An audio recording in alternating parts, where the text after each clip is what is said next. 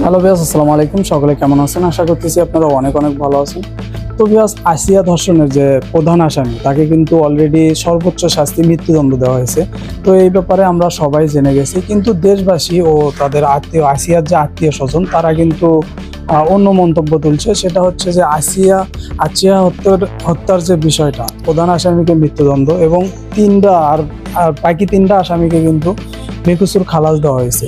এটা নিয়েই দ্বন্দ্ব শুরু হয়েছে আসিয়ার আত্মীয় স্বজন এবং দেশবাসীর। ঠিক আছে, তো ভিউয়ার্স, তাদেরকে কেন মুক্তি দেওয়া হলো এটা নিয়ে তাদের প্রশ্ন।